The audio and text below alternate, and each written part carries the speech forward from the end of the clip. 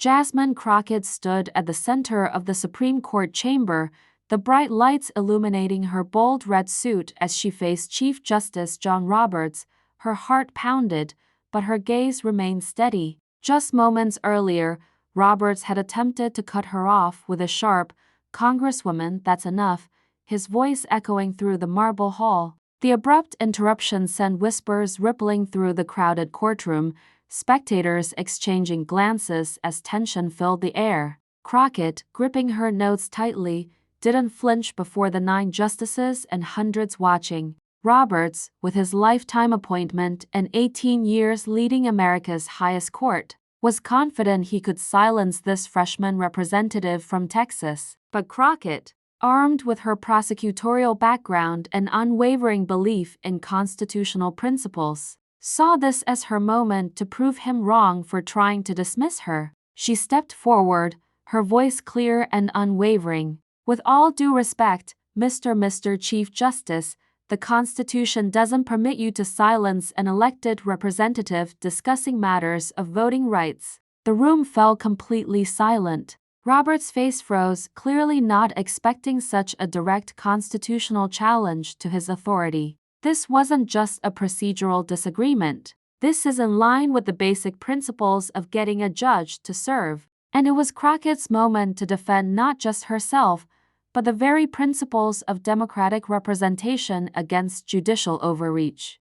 Before diving into what happened next, comment where you're watching from, and don't forget to subscribe so you won't miss our latest political analysis videos. This confrontation would soon shake the foundations of the relationship between Congress and the Supreme Court in ways nobody saw coming. Supreme Court chamber glowed with solemn lighting, the audience falling into a tense silence as Chief Justice John Roberts sat centered among the 9 justices, his black robe perfectly pressed, his gaze sharp and authoritative. The camera panned slowly, capturing scattered whispers rising from the gallery as the court clerk announced, "The Honorable Court recognizes Congresswoman Jasmine Crockett appearing as friend of the court."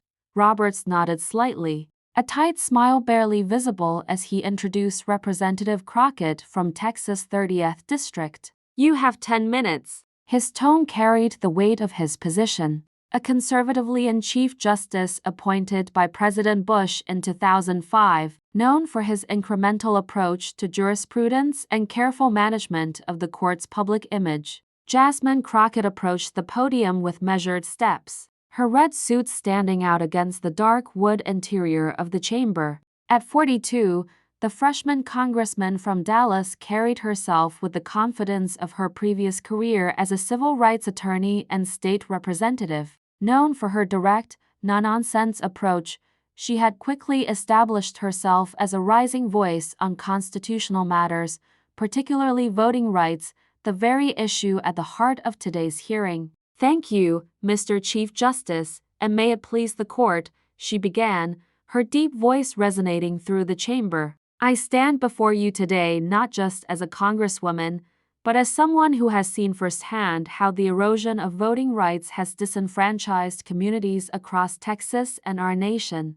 She paused, making eye contact with each justice before continuing. "The case before you today isn't merely about procedural regulations. It's about whether we still believe in the fundamental promise that all Americans deserve equal access to the ballot box." Roberts shifted slightly in his chair, his expression unchanging, but his eyes narrowing almost imperceptibly. This hearing on Williams v. Texas Election Commission wasn't supposed to be high-profile, a technical case about voter ID requirements that Roberts had likely hoped would pass with minimal public attention. But Crockett's involvement had changed that calculus, bringing national media attention and a packed gallery. Crockett stepped slightly to the side, pointing at the Constitution displayed in the chamber. As she continued, "When the Voting Rights Act was gutted by this very court in Shelby County, we were assured that other protections remained in place. Yet, here we are 10 years later, seeing the exact voter suppression the VRA was designed to prevent."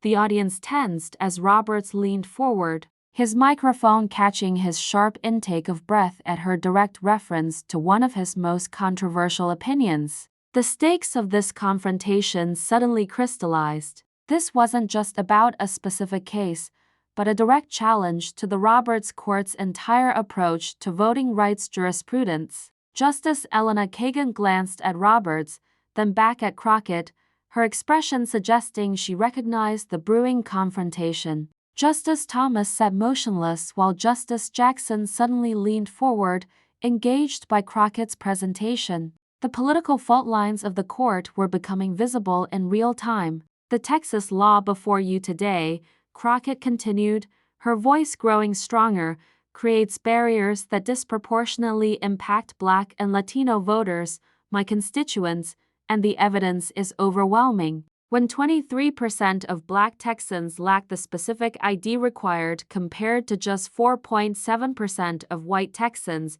we're not talking about neutral regulations. We're talking about a modern poll tax. Roberts' jaw tightened as cameras captured his growing discomfort. This wasn't the technical legal argument he expected. Crockett was speaking plainly about racial disparities in a way that resonated with the public observers. Worse for Roberts, she was backing every point with specific statistics and constitutional principles. Congresswoman, he interjected, his tone clipped. Please confine your arguments to the specific legal questions before the court. The first attempt to redirect her had been issued, a subtle warning that she was treading into territory the Chief Justice wished to avoid. Crockett nodded respectfully but didn't yield. Mr. Chief Justice, the specific legal question is whether this law violates the 14th and 15th Amendments, and we cannot answer that without addressing these disparities. She didn't miss a beat turning back to her notes. When 87-year-old veterans who voted in every election since returning from Korea suddenly can't cast a ballot, we have a constitutional crisis on our hands. The gallery erupted in murmurs, quickly silenced by the bang of Roberts' gavel. The confrontation was now fully established. Crockett, the rising congressional star and former civil rights attorney, challenging Roberts, the Chief Justice, working to reshape American election law. This wasn't just a legal argument, but a fundamental clash over who gets to define the meaning of constitutional voting protections. As cameras captured the tension, political reporters' fingers flew across keyboards. CNN's Chiron already read, "Showdown at SCOTUS." Crockett challenges Roberts on voting rights. The stage was set for a constitutional confrontation that would soon explode across America's political landscape. The tension in the Supreme Court chamber intensified as Crockett continued her presentation, methodically laying out how the Texas voter ID law created barriers for minority voters. She stood firmly, gesturing to data charts her team had prepared, showing stark racial disparities in voter access across Texas counties. When we examine the actual implementation of this law, she explained, her voice steady and clear, we find that in counties with higher Black and Latino populations, DMV offices for obtaining valid ID have reduced hours, longer wait times, and are often located miles from public transportation. This isn't coincidence. It's a pattern that repeats across the state. Roberts shifted in his seat, visibly uncomfortable with how directly Crockett was addressing racial disparities. The Chief Justice had long preferred to discuss voting regulations in race-neutral terms, focusing on states' rights to manage their own elections. Crockett's approach was forcing exactly the conversation he'd spent years trying to redirect. Congresswoman, he interrupted again, his tone sharper. The court is aware of the general statistics. Please address the specific constitutional test that should apply to this case. This wasn't just a procedural redirection. It was an attempt to move the discussion away from lived experiences and back to abstract legal doctrine. The gallery tensed,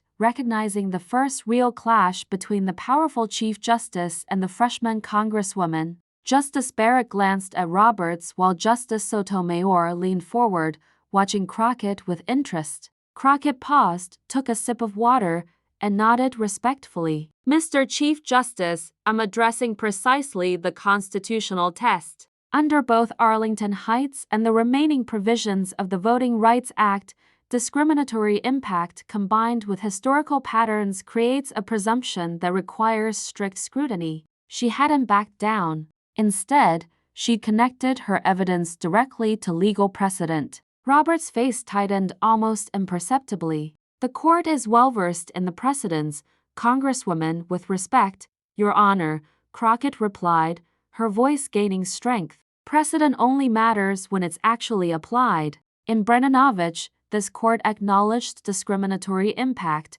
but still upheld Arizona's regulations. I'm establishing why this case requires a different outcome based on the severity of the impact." The first real murmur spread through the courtroom. Crockett had directly referenced another controversial Roberts Court decision that had weakened voting protections. Cameras captured Justice Kagan nodding slightly while Justice Alito frowned, creating a split-screen moment that would later go viral. Whoops tapped his microphone. "Congresswoman Crockett, this court decides cases based on constitutional principles, not policy preferences. Please continue with your legal argument." His tone had grown dismissive, almost condescending, a tactical error that would soon become apparent. Crockett nodded, then turned to her most powerful evidence. "Let me introduce what the constitutional principles look like in practice." "Your Honor," she signaled her aide who distributed documents to the justices. "Before you were sworn affidavit from 72 Texas voters who were denied their right to vote despite multiple good faith efforts to comply with this law."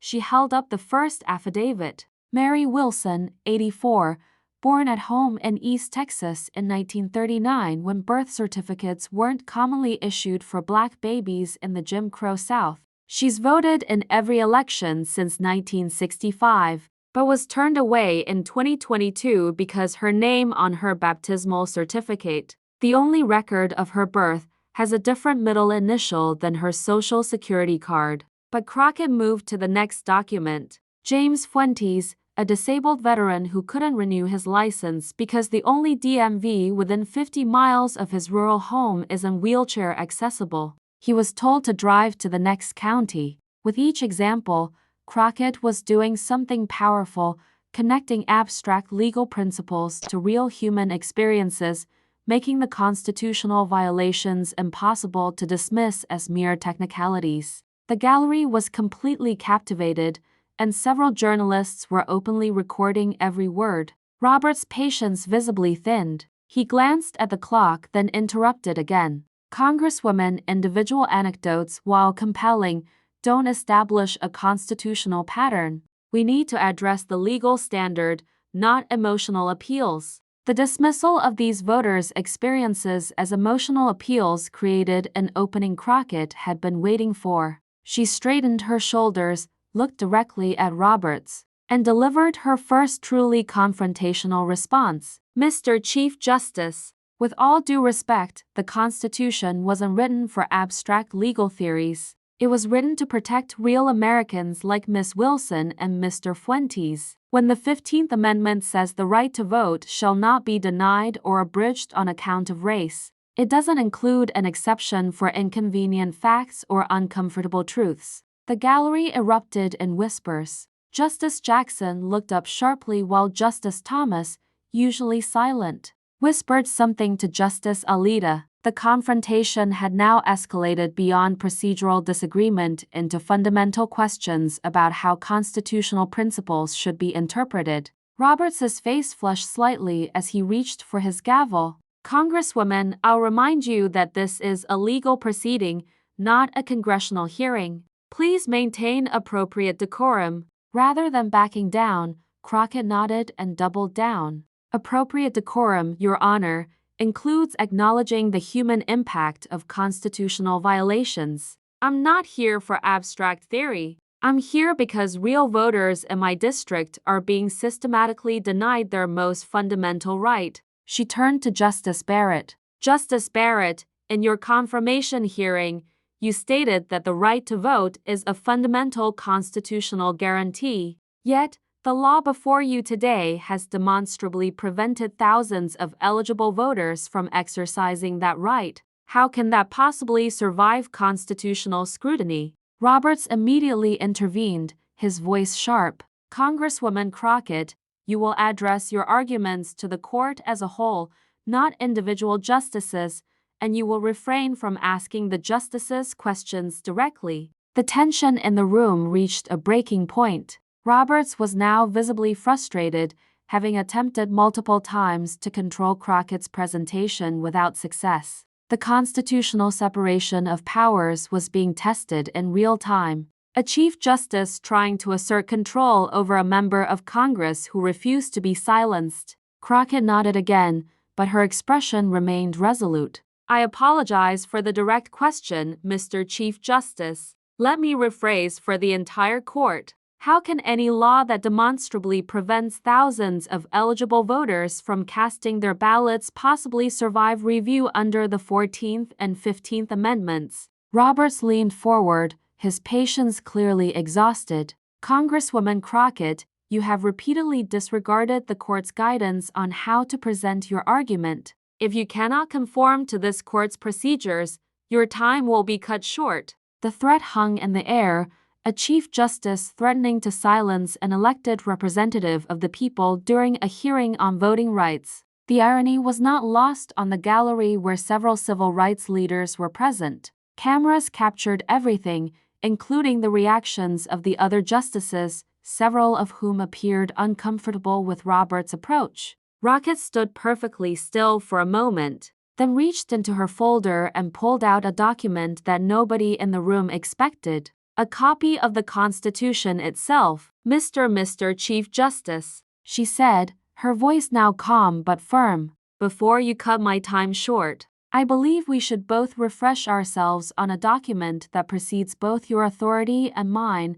The Supreme Court chamber fell into a tense silence as Congresswoman Jasmine Crockett held up the Constitution, her steady gaze fixed on Chief Justice Roberts. The moment crackled with tension, a freshman representative facing down the nation's top judicial officer with the founding document between them. Mr. Chief Justice, Crockett began, her voice clear and unwavering. Article 1 of this Constitution establishes Congress as a co-equal branch of government. When I speak here today, I do so not merely as an attorney before the court, but as a representative of 750,000 Americans whose voting rights are directly impacted by this case. Roberts' expression darkened. Congresswoman, your status as a member of Congress grants you no special privilege in this courtroom. All advocates before this court are subject to the same rules. Crockett didn't hesitate. With respect, Your Honor, it grants me no special privilege, but it does grant me a constitutional duty to speak for my constituents when their fundamental rights are threatened. She held the Constitution higher. The founders created 3 co-equal branches specifically to prevent one from silencing another. The gallery erupted in murmurs. Several justices shifted uncomfortably in their seats. Justice Kagan's eyebrows raised slightly while Justice Sotomayor leaned forward with apparent interest. Roberts' face flushed with barely contained frustration. He tapped his gavel sharply. Congressman Crockett, this is my final warning. Address the legal questions before this court or I will end your argument. What happened next would become the moment replayed on every news channel within the hour. Crockett, instead of backing down, carefully opened her copy of the Constitution to a marked page. Mr. Chief Justice, she said, her voice now stronger and more deliberate, I am addressing the most fundamental legal question before not just this court, but our entire democracy. Article 1, Section 2 establishes that members of Congress directly represent the people. The 15th Amendment prohibits denying the right to vote based on race, and the 14th Amendment guarantees equal protection under law. She took a step closer to the bench. When you threaten to silence me for speaking about how my constituents are being denied their constitutional right to vote, you're not just violating court procedure, you're embodying the very constitutional crisis I came here to address. Complete silence fell over the chamber. The confrontation had transcended a mere disagreement about courtroom protocol. Crockett had masterfully reframed the entire exchange as a constitutional struggle between branches of government, with herself defending democratic representation against judicial overreach. Roberts sat motionless, clearly caught off guard by this constitutional framing of his attempts to control her presentation.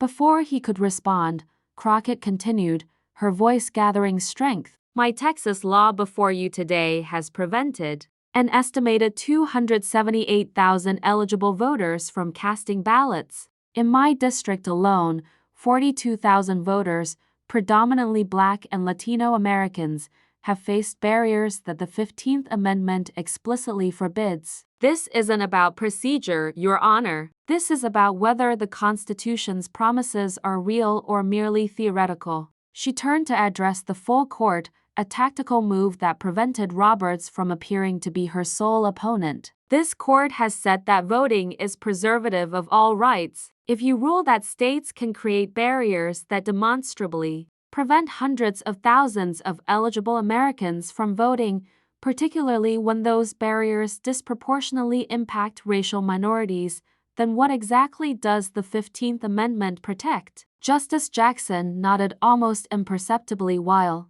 Justice Barrett appeared to be taking detailed notes. The dynamic in the room had shifted. Crockett was no longer on the defensive. By appealing directly to constitutional principles, she had placed Roberts in the position of seeming to oppose the document they had all sworn to uphold. Roberts attempted to regain control. Congresswoman, your time is nearly expired. Please conclude your argument.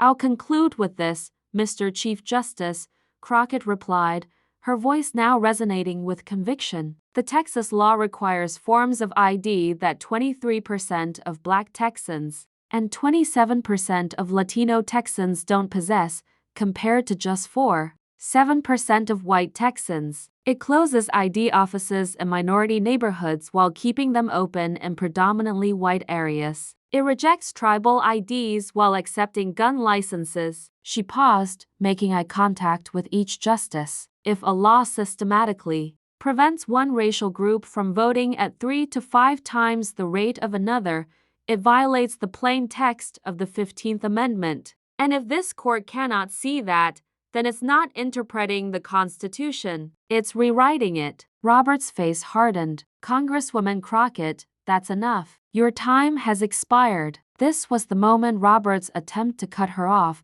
to silence an elected representative discussing constitutional voting protections. The very act that would soon be condemned across the nation and ignite a firestorm about judicial overreach. Crockett stood perfectly still, holding the Constitution in one hand and her microphone in the other. Rather than arguing or becoming defensive, she simply stated, Mr. Chief Justice, the Constitution doesn't give you the authority to silence an elected representative discussing the 15th Amendment in a case about voting rights. That amendment exists precisely because people in power have always tried to silence those fighting for equal representation. The gallery fell completely silent. Several journalists audibly gasped. Justice Sotomayor straightened in her chair, her expression alert and focused. Justice Kagan glanced at Roberts, clearly concerned about how he would respond to this direct constitutional challenge.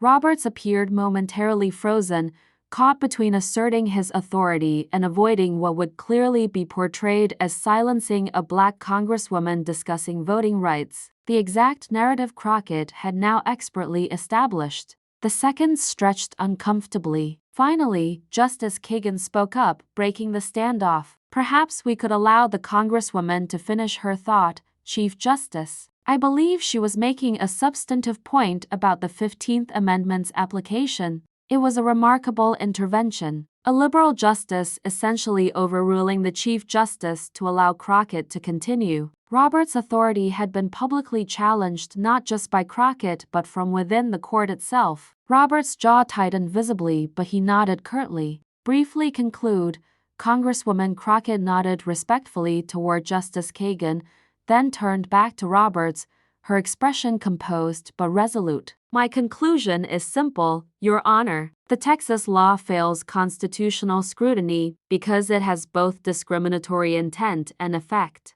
The evidence is overwhelming, the precedent is clear, and the Constitution demands that this court strike it down. She held up the Constitution one final time. This document begins with we the people, not we the states or we the courts. When hundreds of thousands of Americans are systematically prevented from voting, the entire premise of our democratic system is undermined. I ask this court to remember that your duty isn't to judicial philosophy or political preference, but to this document and the people it protects. As she stepped back from the podium, something extraordinary happened. From the public gallery, someone began to clap. The applause spread quickly, growing into a standing ovation from many in attendance. Yet an almost unprecedented breach of Supreme Court protocol, yet one that captured the historic nature of the moment. Roberts banged his gavel repeatedly, order, order in the court, but the impact had already been made. Cameras captured the full scene. Crockett standing resolute with the Constitution in hand, the gallery rising in support, and Roberts struggling to maintain control of his courtroom. As security restored order, Crockett returned to her seat, her expression calm but determined. She had not only survived Roberts' attempts to silence her, but had transformed the entire exchange into a powerful constitutional moment that would soon dominate national conversation. Justice Sawyer's expression was thoughtful, almost approving. Justice Jackson made a note on her pad, and Roberts, usually the master of Supreme Court proceedings, appeared genuinely rattled by the exchange, a rare public moment of the Chief Justice, losing not just control of his courtroom, but the constitutional narrative itself. The Texas Solicitor General, scheduled to speak next, approached the podium with visible trepidation. Following Crockett's powerful performance seemed nearly impossible, and indeed his technical legal arguments about state authority over elections fell flat after her direct appeal to constitutional principles and human impact. As the hearing concluded, reporters rushed from the chamber to file their stories. Within minutes, the first headlines appeared online. Crockett confronted Roberts with Constitution in hand, and Congresswoman refuses to be silenced in historic SCOTUS showdown. The video clip of Crockett saying, "The Constitution doesn't give you the authority to silence an elected representative," discussing the 15th Amendment, was already being uploaded to social media platforms where it would soon go viral and transform a freshman congresswoman into a national constitutional defender overnight. The moment Jasmine Crockett stepped out of the Supreme Court building, camera flashes erupted like lightning. Reporters swarmed around her, microphones extended, all shouting variations of the same question. "Congresswoman, what just happened?" In there, Crockett, composed despite the momentous confrontation, adjusted her red blazer and addressed the media with practiced calm. What happened in there was simple. I reminded the court that the Constitution belongs to the people, not just to the 9 justices who interpret it. When voting rights are under attack, every branch of government has a duty to defend them. As she spoke, her phone was already buzzing constantly with notifications. Within just 30 minutes of the hearing's conclusion, the hashtag Crockett Constitution was trending nationwide, with the video clip of her confrontation with Roberts being shared tens of thousands of times per minute. A CNN reporter pushed through the crowd. "Congresswoman, the Chief Justice attempted to cut you off multiple times. Do you think that was appropriate?" Crockett's response was measured but firm. "What's not appropriate is a voting law that prevents hundreds of thousands of eligible Americans from casting ballots. The Chief Justice can run his courtroom as he sees fit, but no procedural rule supersedes the 15th Amendment's guarantee that voting rights shall not be denied based on race." Meanwhile, inside the court, an unusual scene unfolded. Justice Kagan had approached Roberts as the justices retreated to their conference room. The two engaged in what appeared to be an intense conversation. According to a court insider who later spoke anonymously to the Washington Post, Kagan expressed concern that Roberts' handling of Crockett had created an unfortunate visual of the court's silencing discussion of voting rights, a perception that could damage the court's already fragile public standing. By noon, the confrontation had exploded across all media platforms. MSNBC ran the headline, "Crockett Schools Roberts on Constitutional Authority," while Fox News countered with, "Congresswoman distrusts Supreme Court procedures." The partisan divide in coverage was immediate. But what proved most powerful was the unedited video itself, which allowed viewers to draw their own conclusions. On social media, the response was seismic. Within 3 hours, the clip had been viewed over 12 million times. Civil rights attorney Ben Crump tweeted, "Today at Jasmine Crockett TX showed America what it means to stand up for voting rights. When power tries to silence you, the Constitution is your shield." His post was shared over 50,000 times. Legal experts flooded news programs to analyze the confrontation. Harvard law professor Lawrence Tribe appeared on CNN, noting, "What made Congresswoman Crockett's response so powerful was that she didn't just assert her right to speak. She grounded it directly in constitutional principles. She essentially gave a masterclass in how the separation of powers protects democratic representation." By mid-afternoon, the White House had been drawn into the fray. During the daily briefing, Press Secretary Monroe faced a barrage of questions about the administration's position. After careful consideration, she stated the president believes strongly in both the independence of the judiciary and the vital importance of protecting voting rights. Congressman Crockett raised substantive constitutional concerns that deserve serious consideration. The response from Capitol Hill split along predictable partisan lines. Speaker Johnson issued a statement criticizing Crockett for disrespecting the Supreme Court's procedures, while Minority Leader Jeff defended her, stating Representative Crockett did exactly what her constituents elected her to do: stand up for their constitutional rights when they're being threatened. What nobody expected was the response from certain moderate Republicans. Senator Lisa Murkowski released a statement saying, "While courtroom decorum matters, the substantive issues about voting access that Congresswoman Crockett raised deserve serious bipartisan attention." Even more surprising, Senator Mitt Romney acknowledged on X, formerly Twitter, the constitutional questions about equal access to voting are legitimate concerns that transcend partisan politics. By evening, the story had evolved beyond the confrontation itself to examine the substance of Crockett's arguments. Major news outlets published detailed analyses of the Texas voting law's impact, with data journalists creating visualizations of the racial disparities Crockett had highlighted. The Washington Post published a comprehensive investigation titled 23% versus 4.7%, examining the racial impact of Texas voter ID requirements, lending credibility to Crockett's statistical claims. As night fell in Washington, the steps of the Supreme Court became the site of an impromptu gathering. Civil rights organizations, voting rights activists, and hundreds of ordinary citizens assembled with battery-powered candles and copies of the Constitution. They read the 15th Amendment aloud in unison, creating powerful footage that quickly spread online with a caption, "The people remind the court what the Constitution says."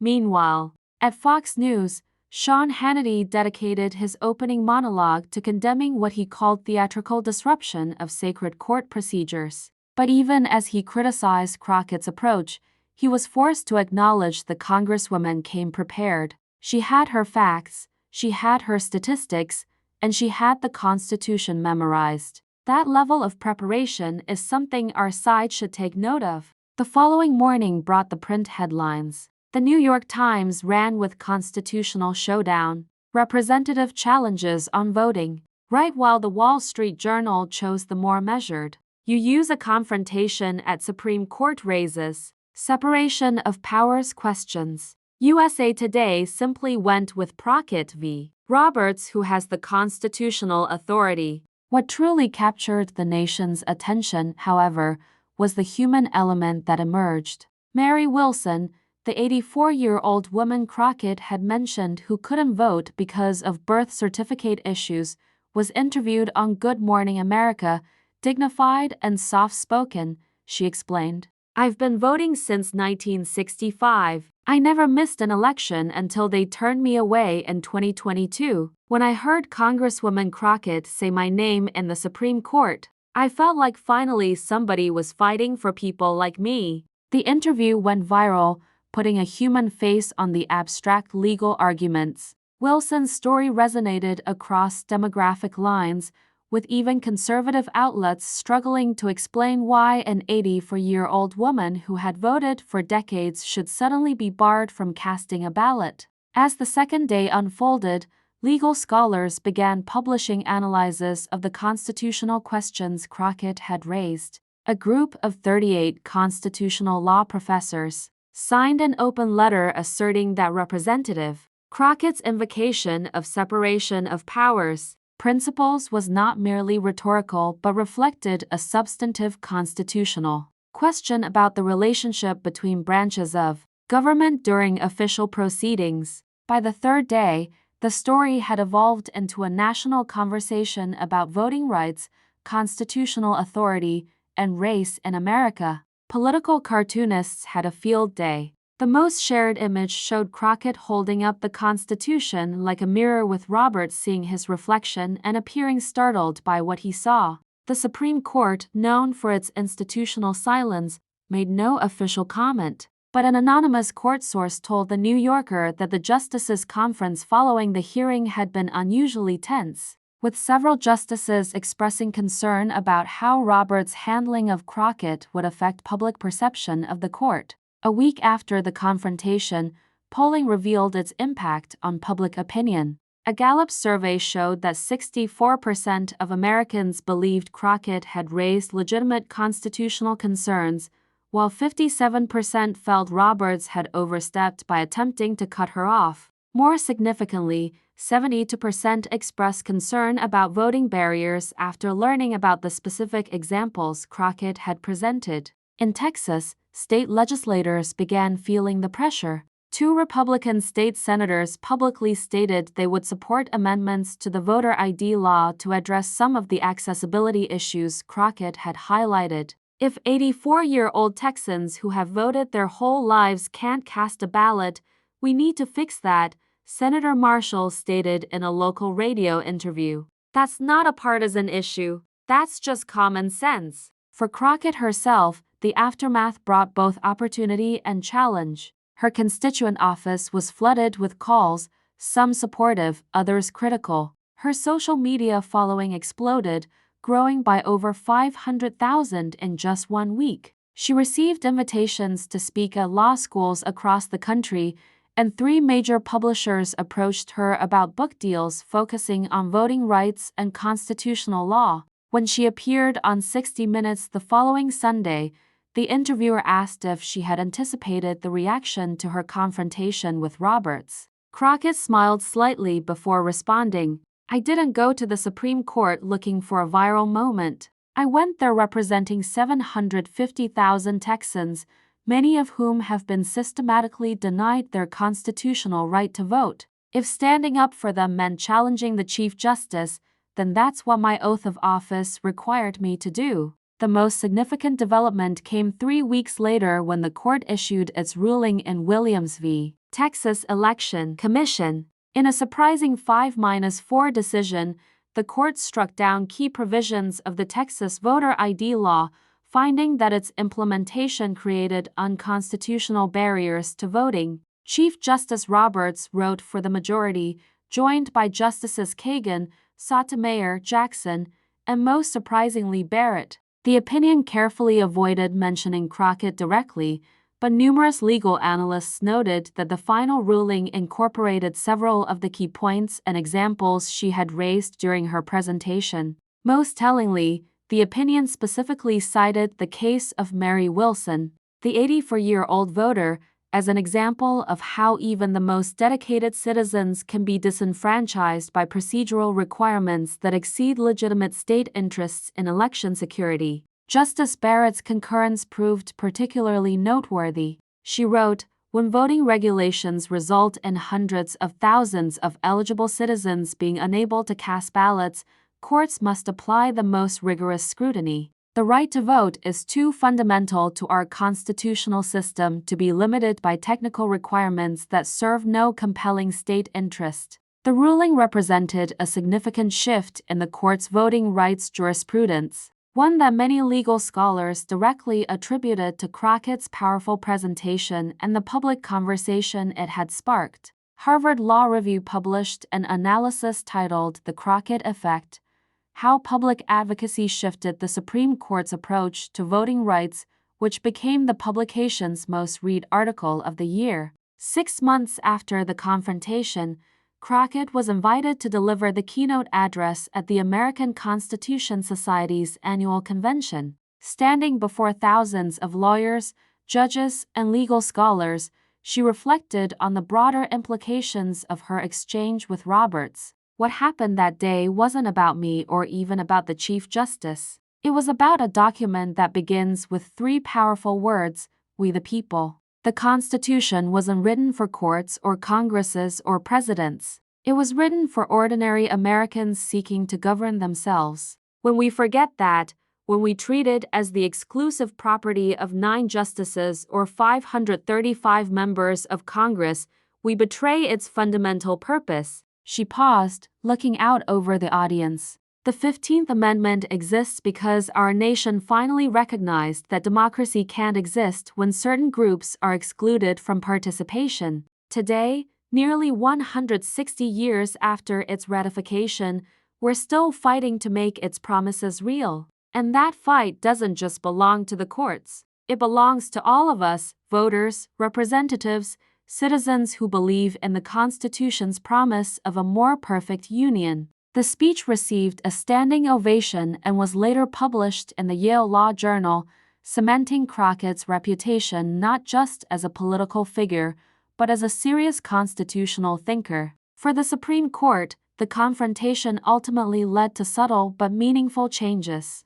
When the next term began, Chief Justice Roberts announced a revised protocol for amicus presentations that explicitly acknowledged the special role of members of Congress appearing before the court. The new guidelines stated that while all advocates were subject to the court's procedural rules, the court recognizes the constitutional role of members of coordinate branches appearing in their official capacities. Political scientists and legal historians would later mark the Crockett-Ryers confrontation as a pivotal moment in the evolution of voting rights, jurisprudence, and interbranch relations. What began as a procedural clash between a freshman congresswoman and the Chief Justice had catalyzed a national reckoning with fundamental questions about democratic participation, racial equality, and constitutional authority. 3 years later, when President Harris nominated Crockett to serve as a Solicitor General, her confirmation hearings inevitably returned to that fateful day at the Supreme Court. When asked if she regretted her confrontation with Roberts, Crockett replied with the same clear conviction that had defined her presentation: "I don't regret standing up for the Constitution or for the voters who sent me to Congress. What I hope is that moment helped remind all of us, courts, Congress, and citizens, that the Constitution's promises are meant to be real for every American, not just theoretical ideals or legal abstractions. That's not a Democratic or Republican principle. It's an American principle." The committee voted to confirm her 174, with several Republican senators crossing party lines. When she made her first appearance before the Supreme Court as Solicitor General, Chief Justice Roberts welcomed her with a respectful nod and the words, "The court recognizes Solicitor General Crockett, an advocate this court remembers well."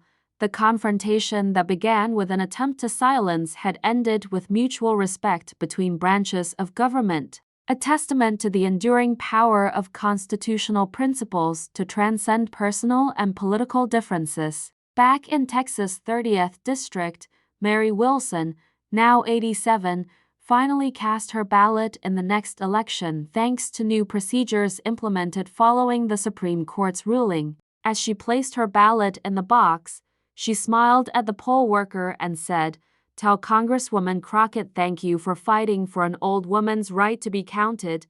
That image. An 87-year-old Black woman who had lived through Jim Crow, finally able to vote without barriers, captured the real-world impact of what had begun as a tense exchange in a marble courtroom. It wasn't just about constitutional theory or separation of powers or procedural rules. It was about ensuring that we the people truly meant all the people. If you found this breakdown of the historic confrontation between Jasmine Crockett and John Roberts enlightening, don't forget to like and subscribe to our channel for more in-depth political analysis. Comment below with your thoughts on this constitutional showdown and who you think might be the next figure to make headlines defending voting rights at the highest levels of government. Your engagement helps us continue bringing you these crucial stories about the ongoing fight to protect America's democratic foundations.